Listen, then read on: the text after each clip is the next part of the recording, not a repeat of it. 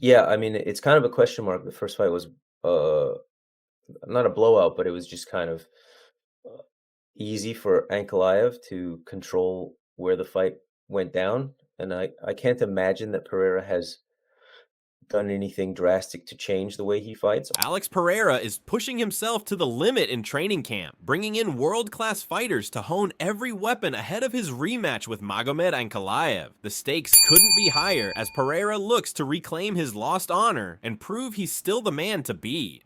Meanwhile, analysts and fans across the MMA world are buzzing with predictions on who truly has the edge in Pereira versus Ankalaev 2.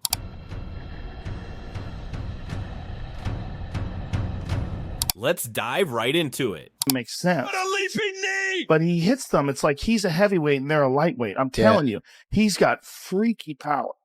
Alex Pereira is literally the scariest striker on earth. Don't shoot me down. Yeah. Don't shoot me down. Okay. Don't shoot me down. In his latest video, Alex Pereira can be seen sparring with Strickland, running him through the same intense drills he's using to prepare for the rematch. By the end, Strickland looks drained, while Pereira barely breaks a sweat, sending a clear message about the shape he's in heading into the fight. Hoje aí, presença do Strickland. Essa força pra nós aí, próxima luta. Chama. Oh, you're scoring a giant human being, man. You know, try not to get too much brain damage. Dude, the problem with like Alex, who's lives in the middle of fucking nowhere. Yep. Getting here is just a motherfucker.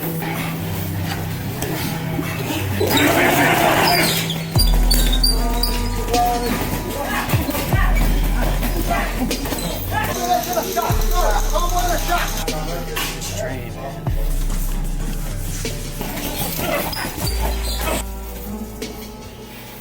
That kind of sucked, dude. Four good punches.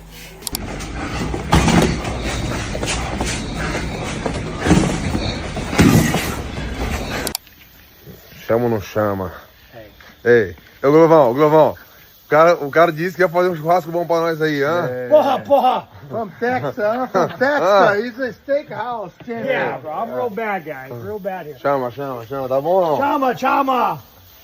Meanwhile, experts are chiming in on the rematch, starting with Dan Hardy, who sees it as all about pressure. Last time out, Pereira gave Ankalaev too much room and too much respect, letting the Dagestani settle into his rhythm. This time, Hardy says Pereira has to flip the script, close the distance, force Ankalaev on the back foot, and make it a fight where his power and weapons speak first. But speaking of the Heat and UFC 320, headlining that main event at T-Mobile next month will be a rematch between Alex Pereira and Magomed Ankalaev. You're a great analyst. So what do you think that Alex Pereira needs to do this time around to get his hand raised and win that title back?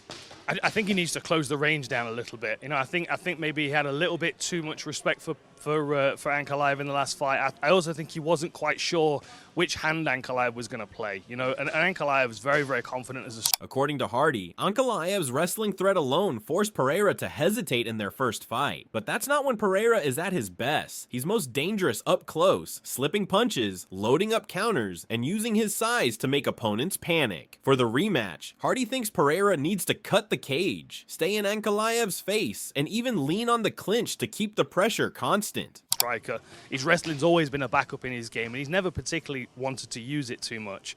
But just the idea of it being there, the threat, I don't know, it seemed to make Pereira just kind of hesitate a little bit too much. And Pereira, when he's at that close range, either when you're coming to him, like when Strickland fought him, Strickland was walking into his range, or when someone's moving away and he's walking into their range, like Jamal Hill. It's that, like, you feel that pressure of his kind of frame coming at you, and people feel like they need to react. And what I love about it, there's really good videos of him training online where he slips offline and counters with power punches. and the slip of the punch loads the power punch to come back. So his ability at close range to not only kind of bear over people and make them anxious, but also to pressure them to throw, in which case he feeds off it and works with counters. Like, if I'm Pereira, I would be thinking about getting as close to him as possible, getting in his face, maybe even try and use a bit of tie clinch just to kind of, you know, manage the clinch. Hardy adds that Pereira's takedown defense works best when he's the one pressing forward, forcing Ankalaev to shoot under pressure. But he also warns that Ankalaev could show up with a completely different approach this time, which means Pereira has to read and adapt quickly in the opening round. A bit. But I would also think that he's going to be better defending takedowns on the front foot as well, right? You know, better if he's pressuring forward and forcing Ankalaev to shoot under pressure. That would be my thought process, but I don't know. I mean, we might see a very different Ankalaev this time around, you know, and that's also something that Pereira's got to adapt to in that first round. And that's exactly what Pereira is gearing up to do when he trains to harness his aggressive striking.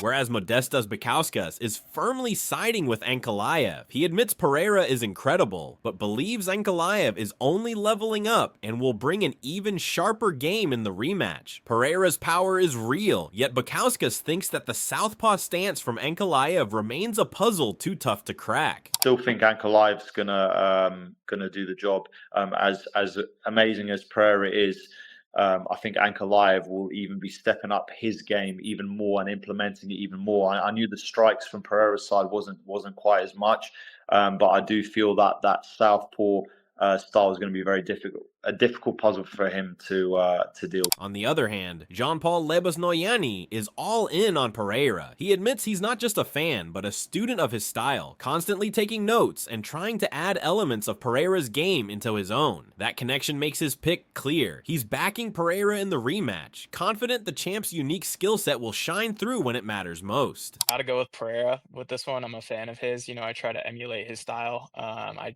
take a lot of notes when he fights, and I'm a fan of his, so I'm going to back him. While Mandel Nalo calls the rematch a question mark, he notes Ankalaev controlled the first fight with ease, and doubts Pereira has drastically changed his style, though the knockout threat is always there. The one edge for Pereira, Nalo says, is that this time his schedule looks more focused, not the chaotic travel-filled lead-up he had before. Still, he leans Ankalaev.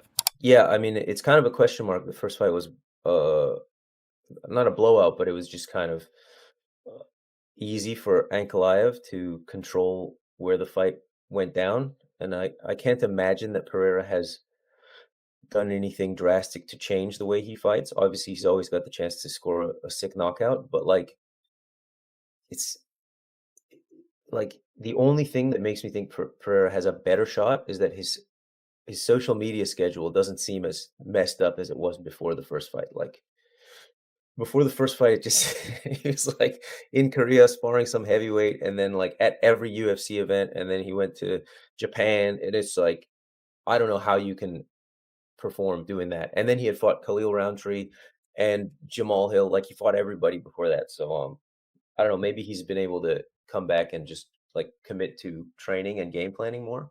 But I would have to give it to Ankalaev just based on how. And that's what Alex is doing, staying put at his training camp and going at it from every angle with the hyping support of his trainers.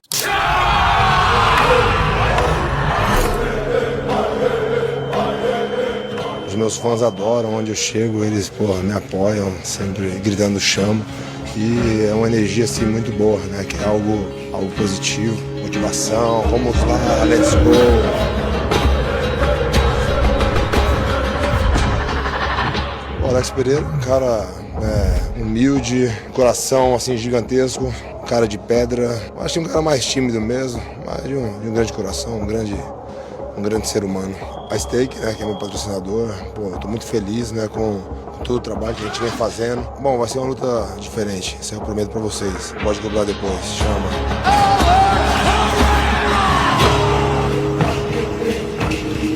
But Martin Brode sees the fight as a true 50-50. He felt something was off with Pereira in the first matchup, saying the champ didn't look like his usual self. If Pereira comes in more aggressive this time, Brode thinks it could be a very different fight, and if he had to lean one way, he admits he'd like to see Pereira get it done. First fight played out.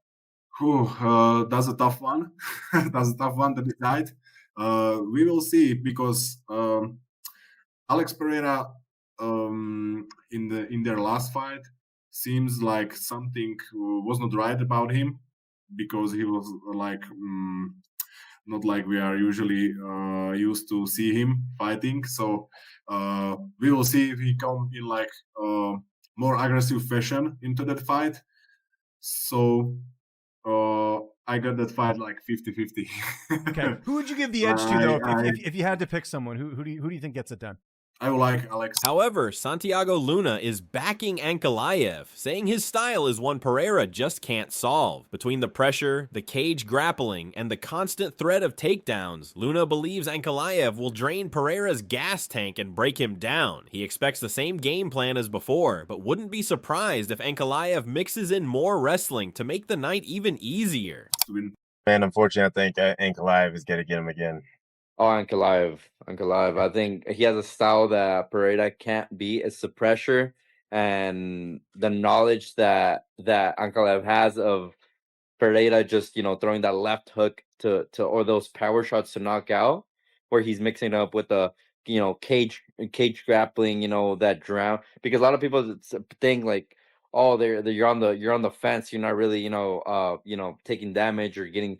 But the people, the guy, the fighter on the cage or with their back on the cage is getting tired. He's defending a takedown, so you are getting tired for that time being in there. So I think the plan is going to be the same for Ankalaev, and it would be amazing if we were to see a little bit of mixing on the wrestling in there to take him down, just so he could be. But Santiago could be wrong, as Alex Pereira is hitting it hard at the gym to improve his cardio and strength. Fé em Deus que ele é justo, irmão, nunca se esqueça. Na guarda, guerreiro, levanta a cabeça, truta. Onde estiver, seja lá como for, tenha fé, porque até no lixão nasce flor. Ore por nós, pastor, lembra da gente no culto dessa noite, firmão, segue quente, admira os crentes, dá licença aqui, uma função, uma tabela, desculpa aí, eu me sinto às vezes meio pai seguro, que nenhum vira-lata sem fé no futuro, vem alguém lá, quem é quem será, meu bom, dá meu brinquedo de fura moletom, porque os micos que me vê com os truta na balada tenta ver, quer saber de mim, não vê nada, porque a confiança é uma mulher ingrata que te beija e te abraça, te rouba e te mata. Desacreditar, nem pensar só naquela. Se uma mosca ameaçar, me catar, piso nela. O bico deu uma goela, pique bandidão. Põe em casa na missão, me trombar na Coab. De camisa larga, vai saber. Deus que sabe qual é a maldade comigo, inimigo no migué. Tocou a campainha plim pra tramar meu fim. Dois malucos amados sim, o bisqueiro e o bistopim.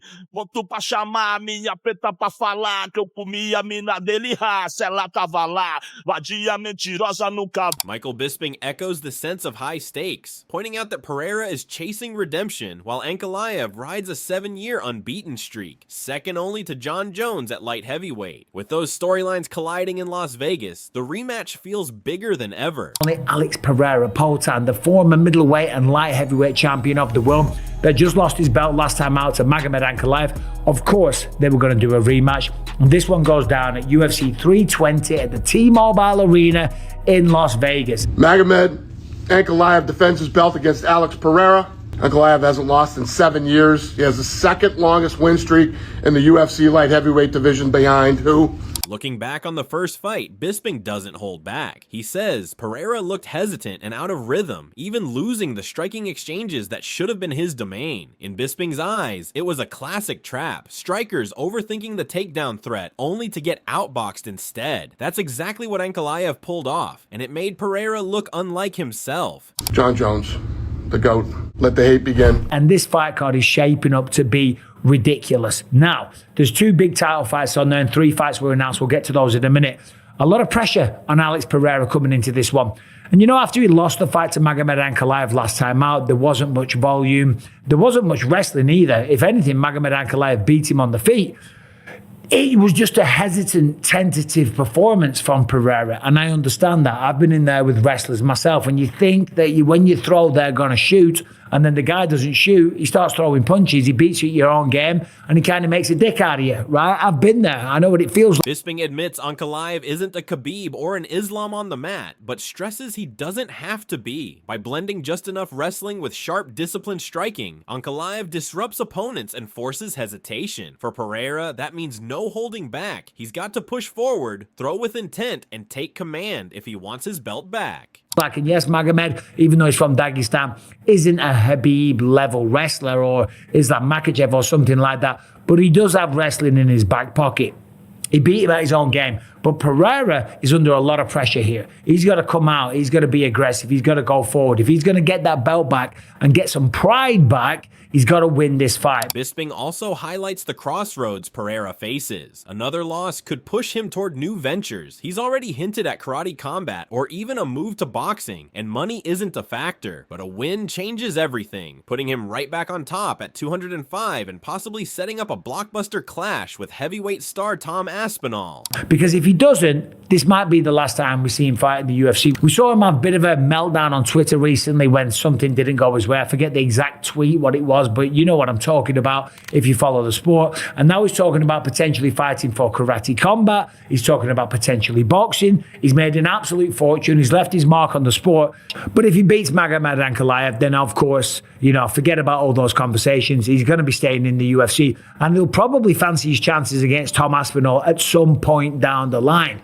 Jamahal Hill sees no need for Pereira to overhaul his style to give Ankalaev problems. Instead, he thinks the answer lies in doubling down on one of Pereira's most dangerous tools, which are his kicks. In Hill's view, if Poatan attacks with a steady diet of leg kicks while mixing in heavy shots to the body, it could disrupt Ankalaev's timing and force him out of rhythm. That kind of adjustment, Hill argues, could reveal a completely different Pereira and turn this rematch into a far different fight than their first meeting. There's some adjustments that Pereira can make to where he can become where he can make himself more of a headache and give Ankalaev more problems, mainly in the kicks. I believe if Pereira comes out and he's more kick heavy and he works behind his kicks more and puts more emphasis on landing kicks, I believe that it can switch up the fight a little bit. We can see a little bit different of the show. Hill's focus on Pereira's kicks leads right into Eric McConaughey's dilemma. He admits he's torn because in their first fight, Ankalaev added new wrinkles that clearly messed with Pereira's rhythm. The question McConaughey says is whether Pereira has gone back to the lab to sharpen those areas while leaning on his knockout power. If he has, the rematch could be far closer than the first, making this one a true toss-up in his eyes.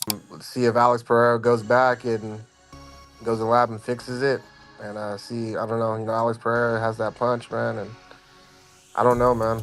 It's really hard to talk. Julius Walker adds his perspective, reflecting back to being cage side for the first Pereira versus Ankalaev fight. While he admits it wasn't the most exciting bout, what stood out was Ankalaev's ability to dictate the pace. Walker believes Pereira has the tools to win, but Ankalaev has more ways to control the matchup. If he maintains pressure, keeps Pereira retreating, and pins him against the cage, Walker warns the rematch could unfold much the same. Another decision loss for Poatan. So interestingly enough, dude, I was actually at Pereira and Ankalaev the first fight. Oh, nice. I was there at UFC 313 for that, and it's a little bit of a lackluster fight, but I feel like Pereira has all the tools to win that fight, but also Ankalaev does too. Ankalaev has a little bit more tools to win. If I'm Ankalaev, I would come out and really put the pressure on Pereira, get him going on the back foot, and honestly continue to use that where he holds him on the cage, because if Pereira doesn't show some urgency and in terms of getting off the cage, then Ankalaev is going to eke out another. Walker also dismisses the idea of hometown judging giving Pereira an edge, even with the rematch in Vegas. What matters, he says, is Ankalaev's discipline and fighting IQ. Pereira didn't push hard enough to escape cage control in the first fight, and Ankalaev is smart enough to exploit that again. With precise striking, steady volume, and heavy hands, Walker predicts Ankalaev will neutralize Pereira's offense and earn another decision victory, so long as he respects the always present knockout threat. Decision. So if I have to pick, especially because it sounds like you said they haven't announced it yet, and it sounds like I would assume it would probably be in Abu Dhabi. So I'm going with Ankalaev by decision again. Ankalaev Pereira's in Vegas, is my understanding. Ooh, okay. Even so, I don't believe too heavily in the whole hometown judges thing. I'm sure it is a thing, but I just think that Ankalaev is going to fight smart and is going to he's going to use the cage control to win the rounds, because in the first fight, even though he wasn't able to take down Pereira, Pereira didn't show enough urgency in getting off the cage. So I think Ankalaev is going to know that. And man, Ankalaev is a really solid striker and he hits hard. And I think he's going to back Pereira up. All he's really got to do to win this fight, in my opinion, is throw volume and not get knocked out. And I think he's smart enough. Now that we've heard what the experts have to say, it's your turn. Who do you back in this rematch? And do you think Pereira is training hard enough? Drop your thoughts in the comments, and don't forget to subscribe for all the latest fight updates.